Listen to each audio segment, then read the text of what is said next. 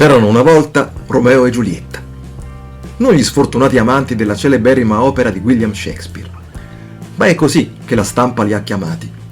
Forse perché è stato ugualmente l'amore che li unisce a condannarli a un finale in parte triste, malgrado imparagonabile a quello della famosa coppia letteraria. Non di meno, facendo un quanto mai prudente omaggio alla nota tragedia del grande drammaturgo inglese, proviamo a raccontare tale recente vicenda come se fosse una storia. D'altronde è pratica abituale da queste parti. Per farlo, mettiamoci nei panni dei nostri, ovvero in uno di entrambi. Voi amate qualcuno, è capitato, avete scelto di farlo, o meglio, qualcos'altro l'ha fatto per voi. Alcuni insistono ancora oggi a chiamarlo cuore, malgrado la tecnologia stia sempre più razionalizzando ogni bit della nostra adorabile imprevedibilità. La buona sorte ha voluto che i vostri sentimenti siano ricambiati, e non è affatto scontato da che mondo è mondo, volubile e spesso spietato. Galeotto è stato il posto di lavoro, come talvolta succede.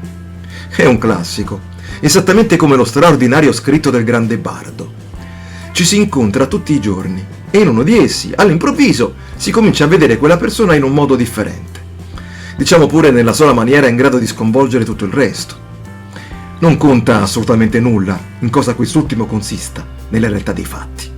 Il colpo di fulmine, che sia tale, istantaneo e travolgente, ovvero proteso in una frazione di tempo più prolungata, è del tutto impermeabile al luogo in cui si manifesta.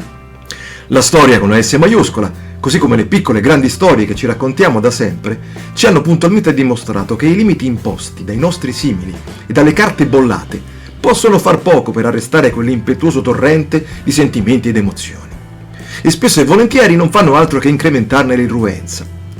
Nel nostro caso, i datori di lavoro di due innamorati, le figure responsabili della Banca Vaticana, hanno stabilito a suo tempo una norma. Se due dipendenti dovessero sposarsi, uno di loro dovrà dimettersi, altrimenti verranno licenziati entrambi. La regola fu adottata per arginare eventuali conflitti di interesse e forme di nepotismo, una decisione all'interno di una politica ben più ampia per dimostrare discontinuità con le cattive condotte che in passato hanno macchiato il curriculum dell'istituto finanziario. Non di meno, continuiamo nello sforzo di immedesimazione iniziale. Siamo lui, siamo lei, siamo entrambi. Di fronte a un difficile bivio, nelle vesti di una duplice decisione che porterà comunque a un danno per tutti e due. Perché dal momento che ci siamo detti quel sì, da soli, in tempi non sospetti, ancor prima di farlo di fronte a chi che sia, abbiamo scelto di essere uno. E allora, se ci pensate attentamente, ovvero non lo fate affatto, e lasciate che sia il famigerato cuore a subentrare, il bivio non esiste, e la scelta è una sola. Via uno, via entrambi, non v'è differenza.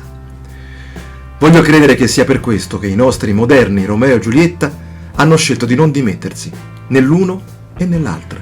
Di conseguenza, la Banca Vaticana, obbligata da se stessa a seguire i suoi regolamenti, ha finito per licenziarli.